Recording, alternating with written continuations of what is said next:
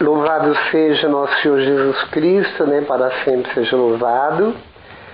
E uma boa noite a todos vocês que estão plugados no grupo Boa Nova.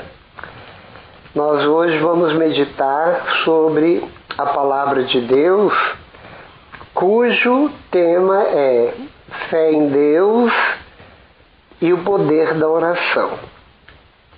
Preste muita atenção em cada palavra, no sentido, em toda a estrutura da fala, porque Deus quer exatamente, Ele fala exatamente para que a gente possa seguir aquilo que Ele nos pede, porque a verdade é Ele, o caminho é Ele, a vida só tem sentido quando estamos nele.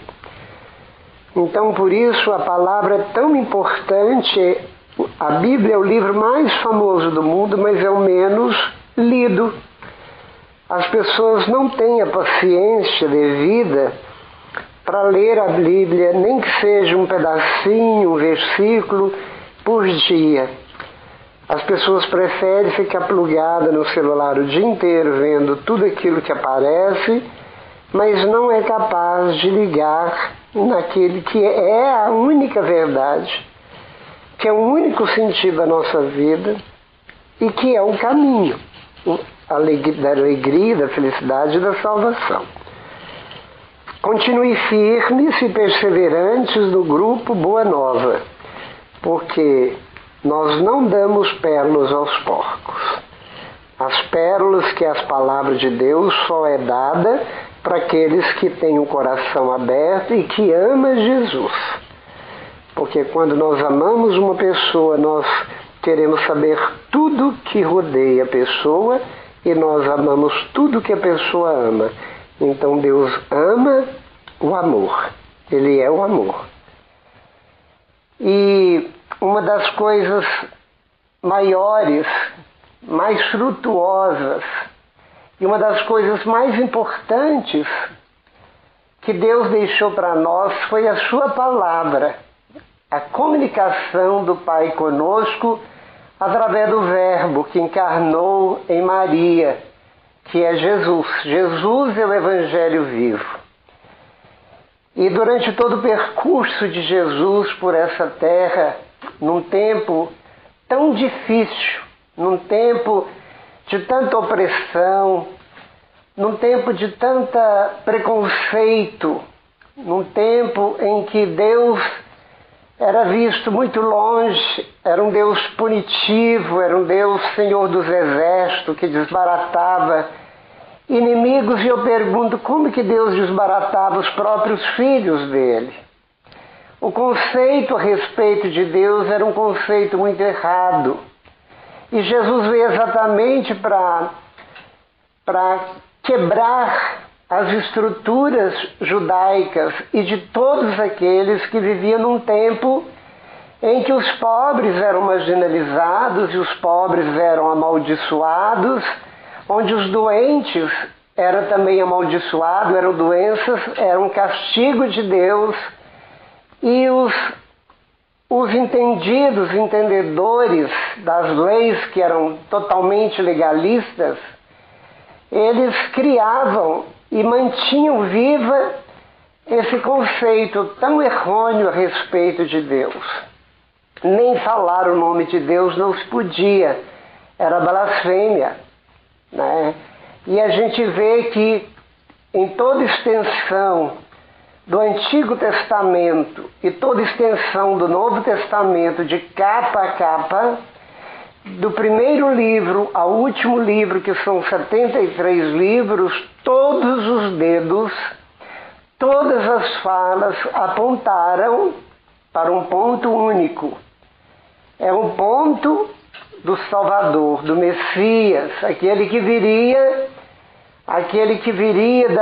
do colo de Deus, do trono do alto, para libertar os cativos, para dar visão aos cegos, para abrir no éfeta, para éfeta, os ouvidos fechados, para quebrar os corações tão duros quanto as pedras da lei e dar a eles um coração de carne que nutria e corria e percorresse dentro dele sentimentos, fé, esperança, amor, a caridade, enfim, tudo aquilo que traz luminosidade na alma, não a luz no fundo do túnel de uma espera tão longa, porque essa luz não existia, ela existia dentro daquele que acreditava.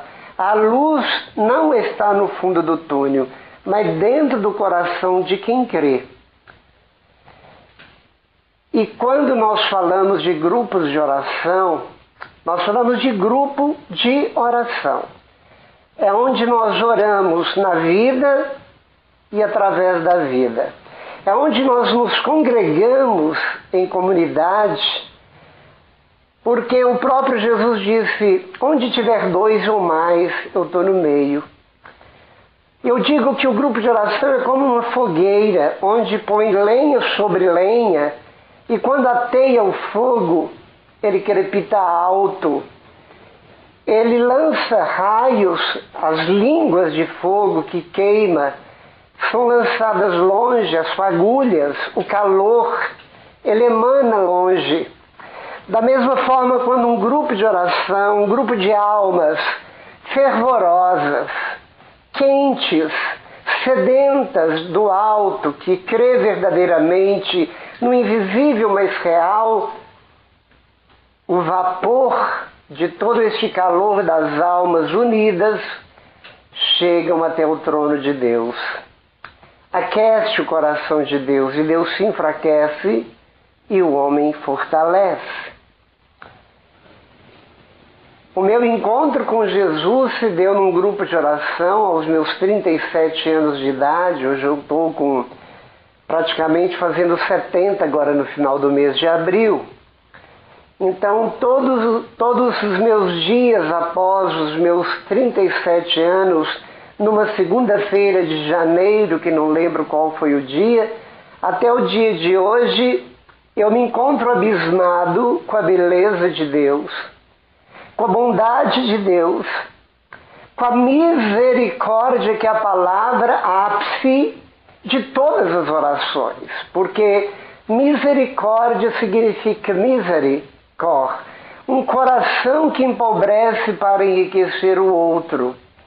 E no grupo de oração Deus se empobrece, Ele vem até nós, Ele ousa vir, está dentro, no meio não, dentro do coração dos pecadores, porque nós pecamos porque somos pecadores. E não somos pecadores porque pecamos. Nós morreremos pecadores por mais santo que sejamos. Porque enquanto na carne, enquanto neste corpo mortal, nós seremos pecadores. Carregamos dentro de nós a concupiscência originária exatamente dos nossos pais primitivos, Adão e Eva. E é muito interessante isso, que quando nós falamos dos nossos primeiros pais, a gente sabe que nos primeiros capítulos de Gênesis, que é o início de tudo, a gente sabe que Deus criou o homem do barro da terra, e depois que Deus inflou, que Ele soprou de suas próprias vísceras, do seu próprio ser, da sua própria realidade, aquilo que Ele tinha dentro de si de vital, Ele sopra nas narinas do homem e o homem se torna imediatamente um ser vivente. O que quer dizer que o homem era de barro. Barro, para que serve? Para nada. Suja, é algo mole, é algo que não se sustenta nem assim. Ele precisa ser queimado para constituir algo mais concreto, mais rijo, como tijolo e outras coisas mais. E quando Deus sopra e infla nas narinas do homem o hálito da vida, o hálito vital, o homem se torna um ser vivente. A gente vê como se o homem levantasse como um bezerro, que logo depois de nascer ele cai inteiro e pesado no chão. Em poucos minutos depois ele vai se levantando pelas próprias pernas e fica ereto e de pé. É assim que acontece. Da mesma forma o homem, ele nasce e fica inteiro no chão, mas depois ele se levanta pelo sopro da vida e o hálito da vida. E para que ele não se sentisse só, Deus deu a ele uma companheira. Exatamente porque Deus queria que o homem colaborasse com Deus, que o divino tivesse o homem na sua fragilidade colaborando com ele para a sua glória, a multiplicação da espécie. Por isso o homem e a mulher formaram um portal da humanidade biológica. Mas Deus tinha um relacionamento com o homem e a mulher de amigo para amigo, de pai para filho, porque eles eram simplesmente puros e inocentes. Eles viam Deus, não havia nem necessidade de diálogo. Por quê? Porque o coração do pai falava com eles e o deles com o pai. A comunicação era no amor, era naquele relacionamento límpido, naquele relacionamento amoroso, paterno, materno. Mas quando Deus faz a proibição, é porque o ser humano é frágil e ele precisa ser conduzido por alguém superior, por uma ordem superior, assim como temos leis terrenas, leis da natureza, leis civis e leis celestiais. Nós temos leis, nós vivemos sob o jugo da lei, porque é necessário para que as coisas se ordenem. E quando a mulher vai até a árvore da ciência, que é simbólico, e pela serpente, que era o demônio travestido de serpente, pergunta para ela por que não comem do fruto. Ela responde categoricamente, porque Deus não o proibiu. Aí há neste momento a sedução. A serpente, com a sua voz sensual, diz: é porque ele sabe que se comerdes do fruto serás como deuses. E isso cresceu dentro do coração da mulher, a vontade de ser como Deus. Aquela sabedoria. Ele era absoluto, ele era imensurável, inexplicável, inexprimível. Ele não cabe em nenhuma palavra. Se o universo é tão imensurável, imagine o seu autor. E ela, cheia de ambição, de inveja, de desejo de ser como Deus, ela desobedece à voz do Pai e acolhe a voz da serpente. Ela não soube distinguir, ela não teve discernimento e cai na armadilha. Mas tão logo cai na armadilha, percebe-se os dois, o casal, que haviam cometido algo tremendamente contrário à vontade do seu Criador e se escondem imediatamente.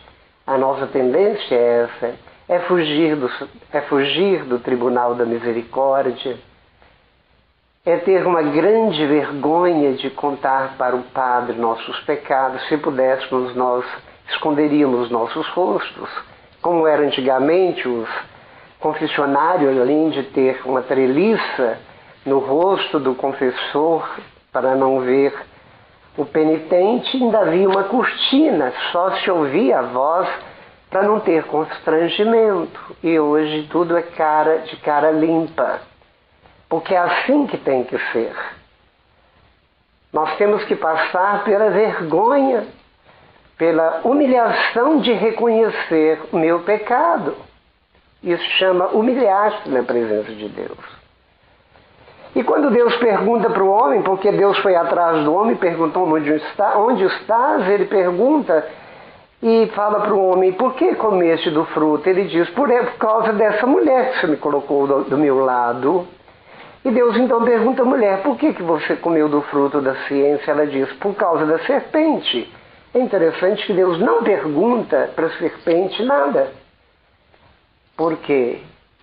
não se pode entabular diálogo nem conversar com o mal.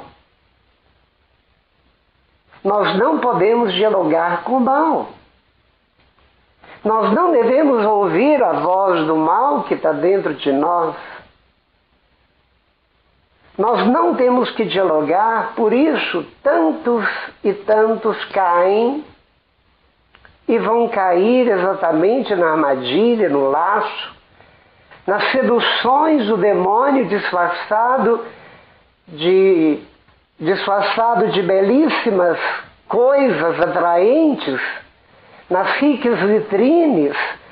Ele vai simplesmente se esconder atrás do mamon, do dinheiro, ele vai se esconder atrás das curvas belíssimas e sensuais de uma mulher, ou do corpo viril de um homem. Vai se esconder atrás de uma belíssima casa que eu terei desejo, um belíssimo carro, mas cujos objetos atrás de tudo isso tem um motivo, tem um porquê. Uma roupa belíssima, decotada, ela tem um porquê de eu vestir. Tudo significa para seduzir, para uma sedução. Além de me seduzir, com aquilo que eu tenho de belo, seduzirei. E nós todos queremos ser como deuses. É muito interessante chegar numa meditação dessa natureza, porque nós somos ingênuos demais. Qualquer coisa nos seduz, qualquer coisa nos leva a ser consumido pelo desejo e sermos consumidores. Tanto que hoje a humanidade está obesa, hoje a gordura é mórbida.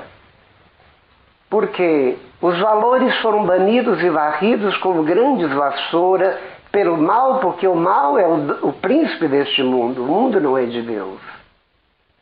E como têm sido banidos os grandes valores, valores éticos, morais e etc., eclesiásticos, então o que acontece? Os valores são banidos, então o carnaval é feito, a dança do boi está aí.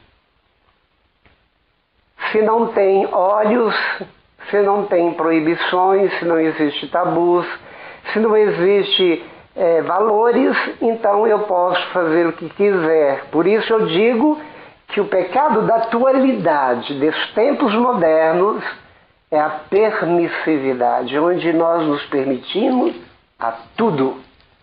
E nós nos permitimos de tal forma que o mundo está doente, o mundo adoeceu. Não é o Covid que veio adoecer o mundo. O mundo já estava alcovitado pelo demônio.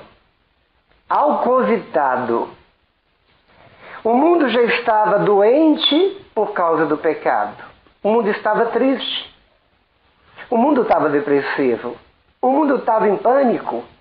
O mundo estava no frenesi de uma tal maneira que todo mundo anda tresloucado pelas ruas. E você pergunta por que tanto corre-corre, por que tanto costura de motos no meio de carros, por que tanto perigo e tanto acidente, quando o índice de mortandade por acidente de trânsito é uma coisa caótica. E tudo por quê? Corre, porque eu não tenho tempo, que eu tenho que correr. E eu te pergunto para quê? Obviamente para cair na bilosca mais cedo. Para enlouquecer mais cedo, por qualquer coisa no trânsito, se briga, se mata. Porque cada um quer chegar mais rápido. Aonde? No cemitério? Aonde? No nada. Porque a pressa é inimiga da perfeição. Não se celebra uma missa sapecada, ela tem que cumprir o rito. E nós temos que cumprir o rito da vida que Deus nos deu. Quanto mais eu puder prolongar o meu lado através dos meus bons hábitos que Deus me dá, no equilíbrio das coisas, mais tempo viverei. Da minha parte seria assim. Agora Deus é quem sabe, não sabemos. Mas eu posso dar uma ajudinha para o meu Criador. Né? Falando de grupo de oração, como eu disse no início da nossa pregação, da nossa fala, foi uma das mais belas atitudes do Espírito Santo de Deus. O grupo de oração é algo que São João Paulo II diz a renovação carismática católica é uma graça para a igreja. E nós sabemos que a renovação carismática católica, como sendo algo tão novo, mas algo que explodiu, onde o mundo inteiro passou a conhecer, a fazer experiências, no mundo inteiro, nós sabemos que o grupo de oração não é mais do que uma rede que Jesus lança ao mar, que é o mundo, para buscar almas, para pescar almas. Eu fui pescado por essa rede do amor, tecido com amor por Deus, e entrei na rede atraído por este pescador incansável. E é óbvio que um bom discípulo faz discípulo. Um bom mestre, ele forma grandes discípulos. Não estou dizendo que eu sou um grande discípulo, mas dentro daquilo que diz respeito à disciplina, que diz respeito ao desejo, à curiosidade de conhecer cada vez mais, não as disciplinas, como diz o mundo, que passa-se no quadro negro, não, eu quero conhecer o meu mestre. Eu quero fazer como o meu mestre, porque ele forma discípulos para fazer discípulos. E o grupo de oração é onde nós crescemos, é onde nós passamos a ter uma intimidade muito grande com isso aqui, que é a Bíblia.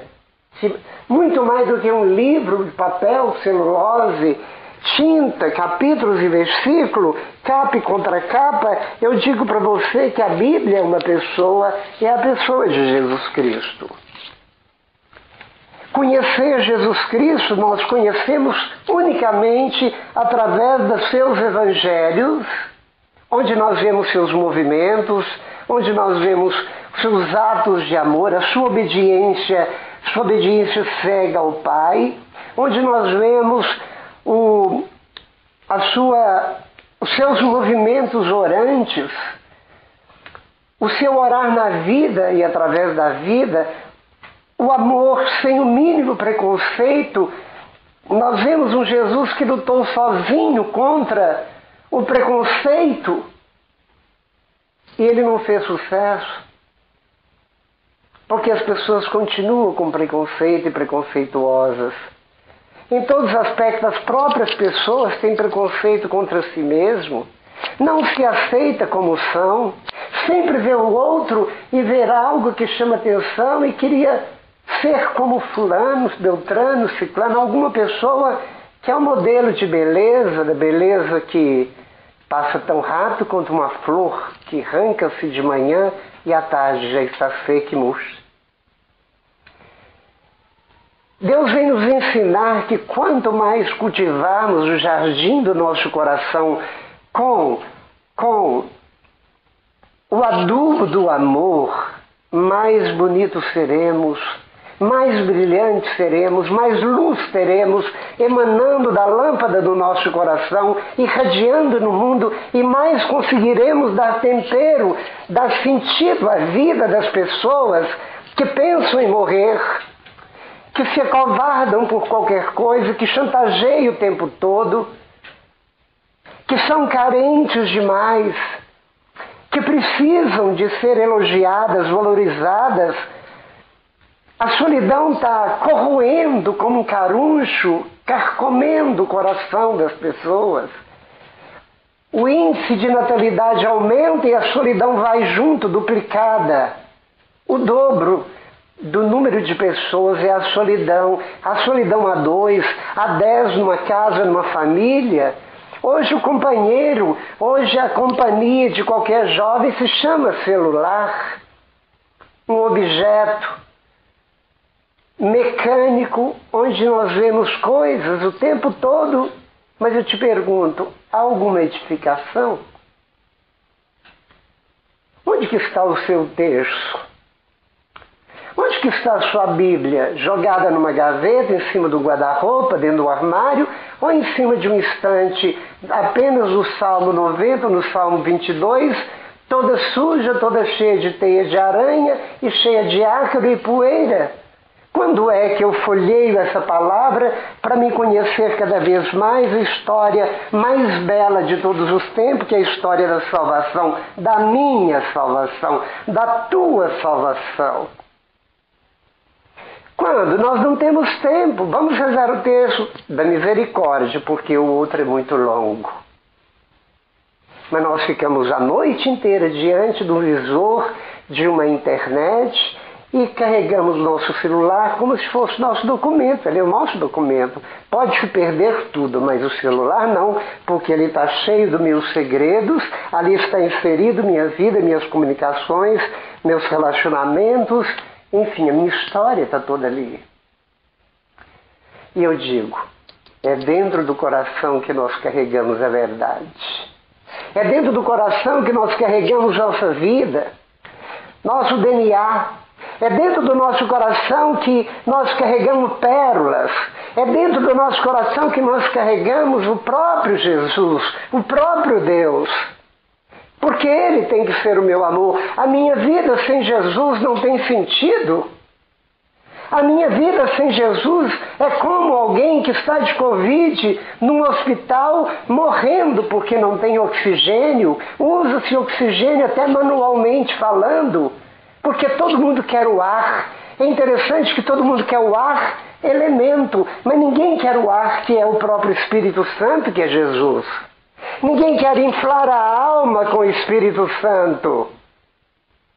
Nós queremos inflar a nossa barriga, come-se demais, fala-se demais, bebe-se demais, trabalha-se demais para alcançar objetivos ambiciosos e desmedidos, mas ninguém quer rechear o coração do conhecimento da verdade. Ninguém quer percorrer o caminho estreito, íngreme, que é Jesus, que é um caminho de sacrifício. Ninguém quer pôr nas costas, nos ombros, a cruz de aceitar aquilo que eu não posso mudar e mudar aquilo que eu posso. Porque esse é o caminho. É assim que Deus nos ensina. Ninguém quer viver a vida que Jesus nos propõe, porque é uma vida sem graça, é uma vida sem sentido. Até são chamados de fanáticos, de loucos, mas os santos o são. Porque procurar Deus, estar sempre sendo piolinho de Jesus, é loucura para muitos, assim como a cruz foi para Jesus.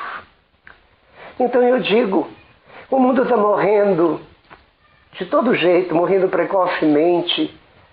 Procura-se vacinar de qualquer jeito, vende-se vacina caríssimas. As pessoas estão assim, ansiosas para chegar a sua vez, para serem vacinadas, pensando que isso vão imunizá-la contra a morte. Meu filho, a morte virá depois, ou antes disso, não sabemos. E essa morte que eu estou falando não é a morte do corporalmente, porque muitos estão mortos, só faltam ser sepultados. E quando nós falamos de grupo de oração, nós falamos metade do grupo de oração tem que ser metade de um grupo, o tempo tem que ser levado a louvor. Nós temos que louvar a Deus a metade do tempo do grupo, ou quase um terço do tempo do grupo. Por quê? Até pelo Covid nós devemos louvar a Deus. Até pelas mortes nós temos que louvar a Deus. Até por essa pandemia devemos louvar a Deus. Porque isso é que está mexendo com a consciência das pessoas. É isso que está mexendo com a fé, que é microscópica, aumentando para que as pessoas rezem mais, pedem mais a Deus, clamem mais a Deus, supliquem mais a Deus. Porque Deus tinha evaporado do coração das pessoas. As igrejas estão vazias, os grupos estão vazios, o número de pessoas, a questão numérica de pessoas rezando, vai no Santíssimo para você ver, mesmo num tempo de pandemia, entra um gato, 2, 3 gatos pingados por dia para adorar Jesus.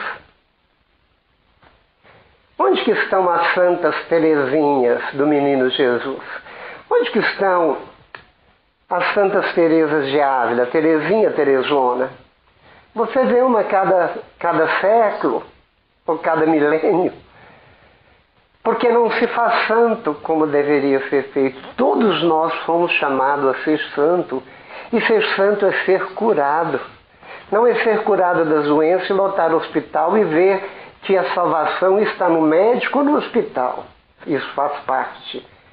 Mas a vida não depende do médico. A vida não depende da ciência. A vida não depende do tratamento. A vida depende unicamente do alto. Daquele que nós temos um acesso livre, que está completamente de braço aberto como no Corcovado, dizendo: vinde, vinde benditos do meu Pai, porque eu quero, como bom pastor, recolher a todos vós. E o tema de hoje da palavra é exatamente fé em Deus e o poder da oração. Nós sabemos que a fé, a esperança e a caridade é uma virtude teologal. É tudo que se refere a pessoas de Deus. Mas a fé, nós sabemos que é o portal, é a porta que nos leva para todos os outros dons. Mas a fé, ela tem uma dependência. Ela tem uma dependência da perseverança. Porque a perseverança sustenta a fé e a fé sustenta a perseverança. Sem perseverança na fé, não iremos a lugar nenhum. A fé não caminha sozinho, tem que ter perseverança que impulsiona a ir para frente, que significa viver a fé. Porque fé sem obras é morta. E a fé na pessoa de Jesus, e ele elogia aqueles que têm fé e pergunta: credes que eu posso?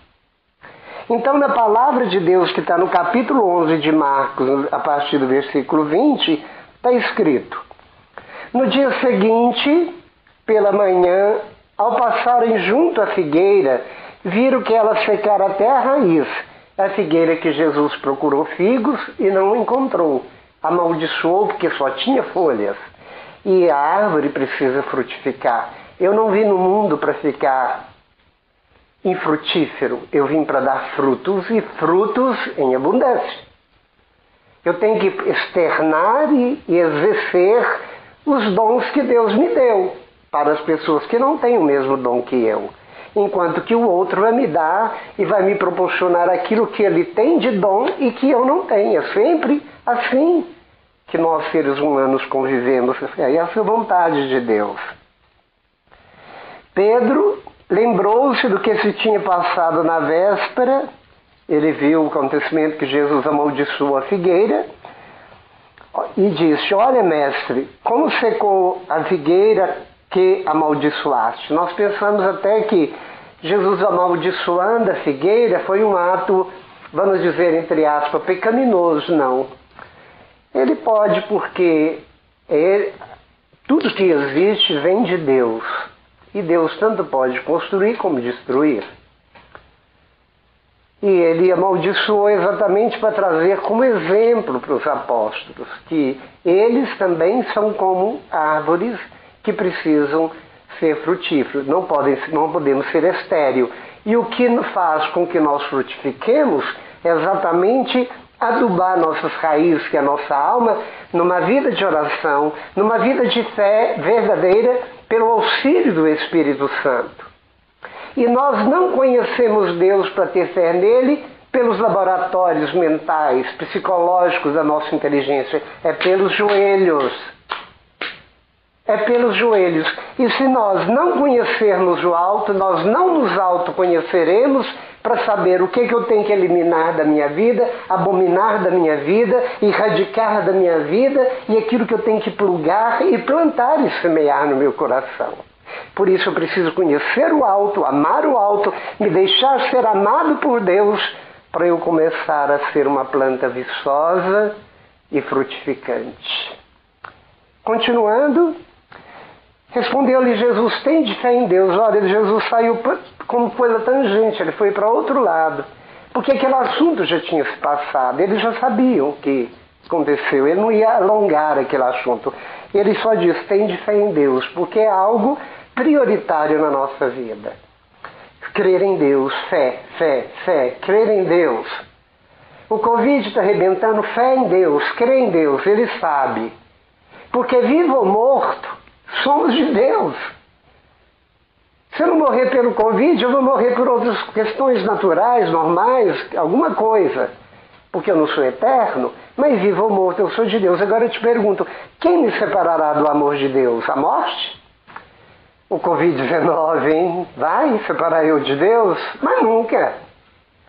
O luto, a dor, a humilhação, a pobreza, a fome? Não. Em tudo isso sou mais do que vencedor em Jesus Cristo. Por isso quem tem fé não resmunga. Por isso quem tem fé não murmura.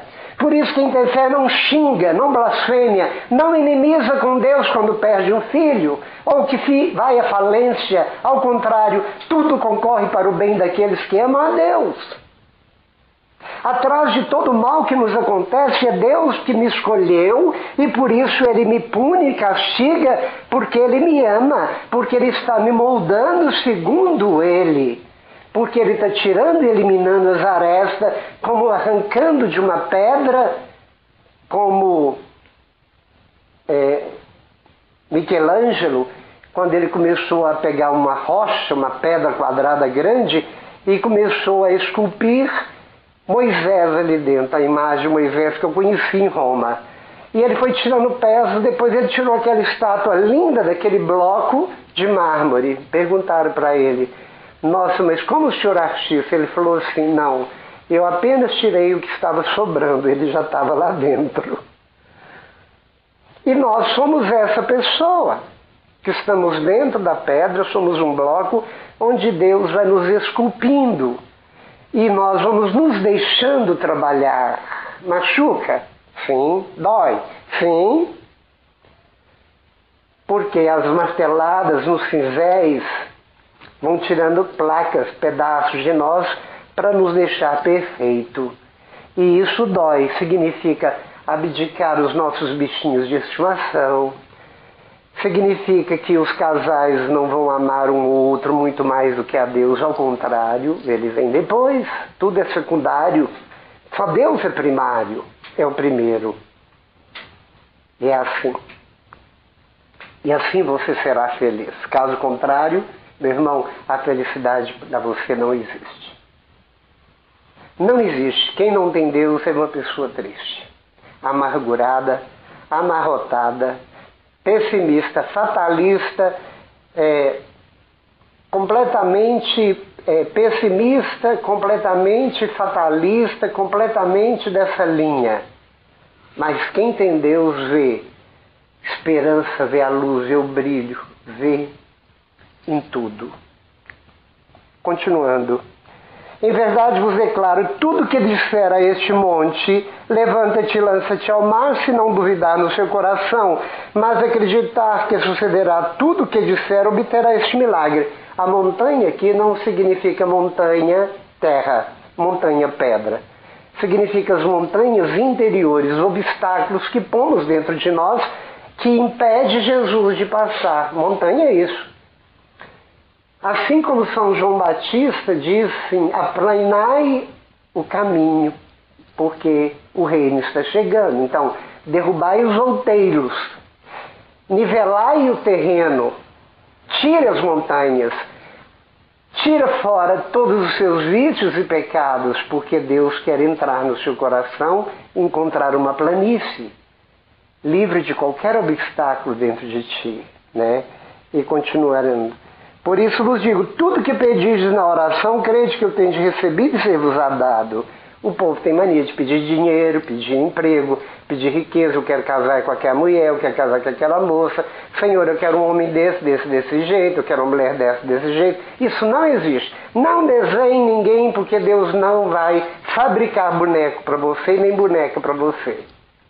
São escolhas nossas, nosso livre-arbítrio. As escolhas somos nós que fazemos e Deus nos deixa completamente livre. Eu que tenho que ser uma pessoa de oração para saber ter discernimento em quem eu estou namorando, porque aquele que é de Deus, ele sente o cheiro do mal e sente o cheiro do bem. Você sabe com quem você está casando, com quem você está relacionando, quem está entrando na sua casa. Você sente de longe o cheiro do perigo, porque você é cheio do Espírito Santo. Assim como Maria pediu para Jesus, eles não têm mais vinho. Jesus falou, o que tem com isso, mulher? Isso não compete a nós. Maria simplesmente saiu caladinha e falou para o servente, ele vai vir aqui logo depois de mim, vai fazer tudo o que ele vos disser. Como que Maria tinha certeza? Porque o mesmo Espírito que regia a plenitude de Maria, regia Jesus. Ela conhecia tanto Jesus tanto ela, e estava numa simbiose tão profunda os dois juntos, que ela sabia que Jesus ia executar um milagre.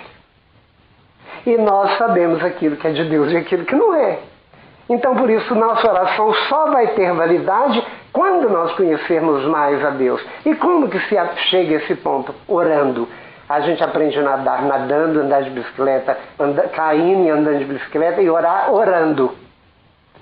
Orar orando.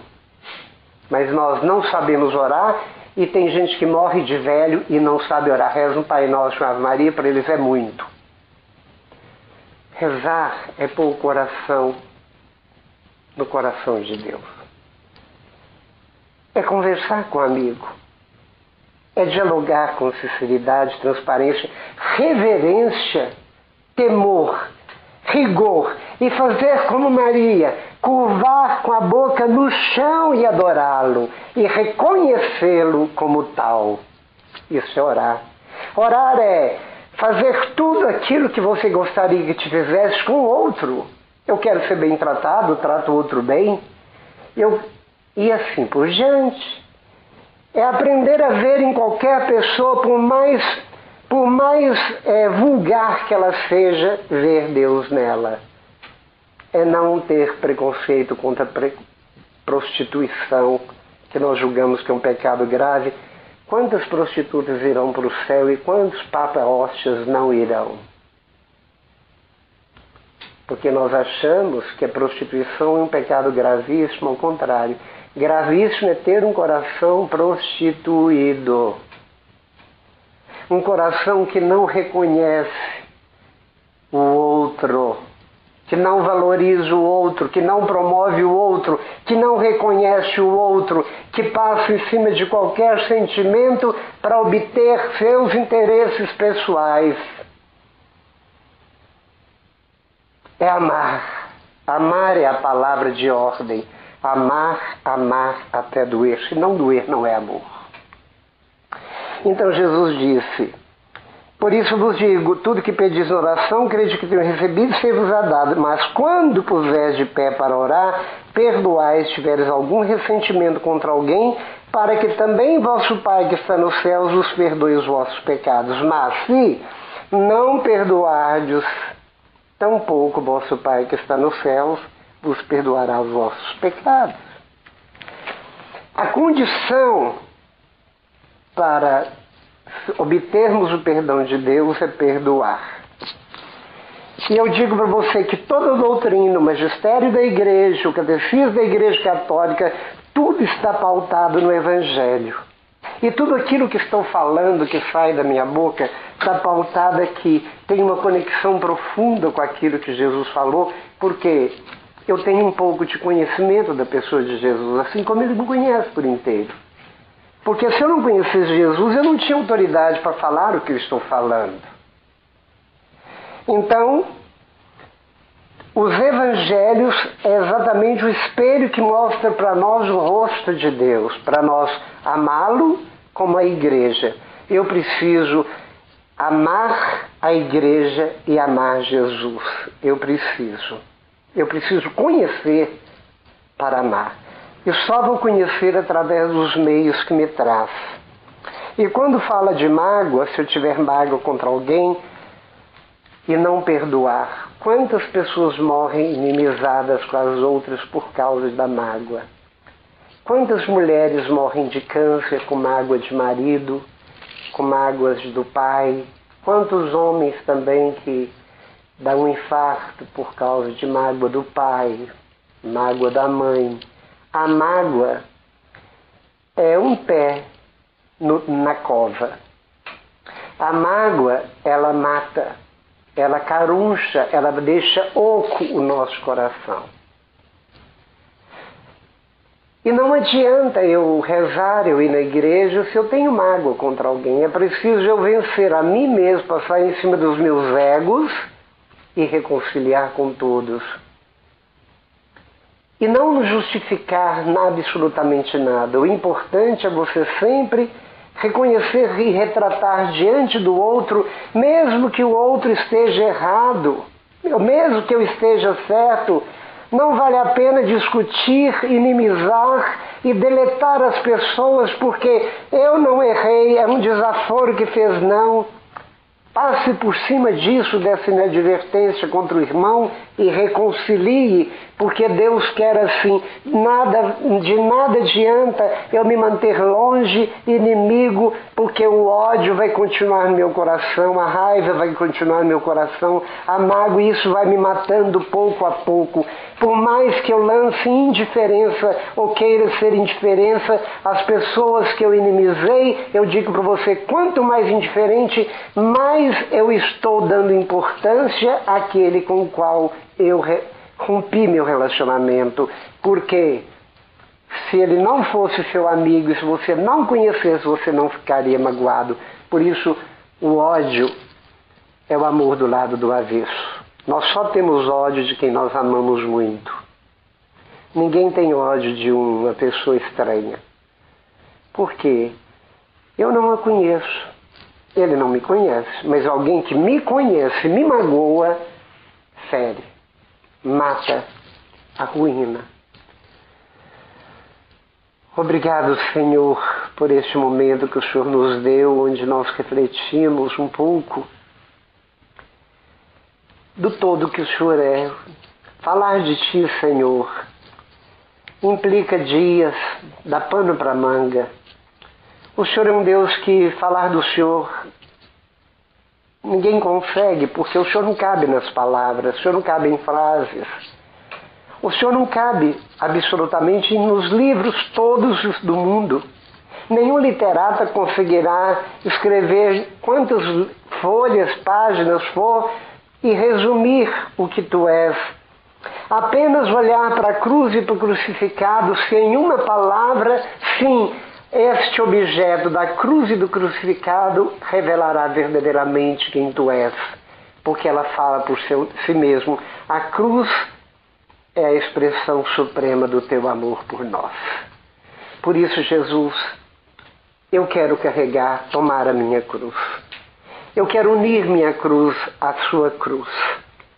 Eu quero colocar, Senhor, na tua cruz as minhas dores, as minhas preocupações, os meus medos, tudo aquilo que eu tenho e carrego que é negativo e que tira meu bem-estar, que tira meu conforto da minha alma onde o Senhor está, porque eu não quero enfeiar a sala nupcial onde o Senhor mora e vive, que é a capela, o centro do meu coração espiritual, lá onde o Senhor está, com essas coisinhas. Ao contrário, a confiança que tem em vós, quero que seja ampla, por isso eu quero perfumar o nosso quarto nupcial, Senhor, com a minha confiança e meu abandono total em Ti.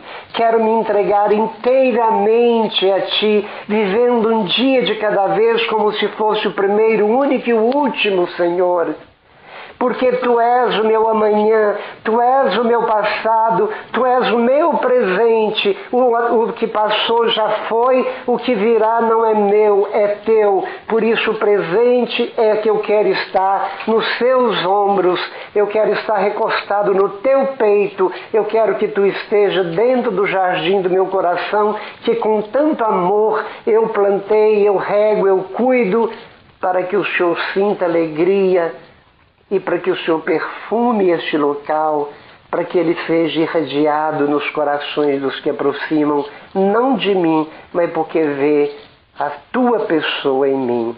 Por isso vem muitos descansar sob a Sua sombra, que está em mim. Ouvir a minha palavra, que é a Sua palavra. Tocar-me, porque é tocá-lo. Por isso, Jesus, não se afaste de mim, por misericórdia. Te quero, Senhor, inteiro, como eu quero estar inteiro em Ti e Tu em mim. eu quero crer cada vez mais. Quero uma fé carismática, expectante, uma fé cega em vós. Que essa fé cresça cada vez mais, Senhor, para que, Senhor, morrendo ou vivendo, nas desgraças, nas tragédias da vida, eu não esboce nenhum grito de desespero e nada que, Senhor, te entristeça e decepcione no que diz respeito à fé, mas ao contrário, que entrar numa fogueira para ser queimado vivo como mártir da fé, se isso acontecer, quero entrar louvando e bendizendo, principalmente porque eu não sou digno de ser um mártir. Porque, Senhor, eu reconheço que sou um pecador, mas o Senhor, mesmo eu tendo e carregando essa realidade, o Senhor me ama, me abraça, me carrega e me salva.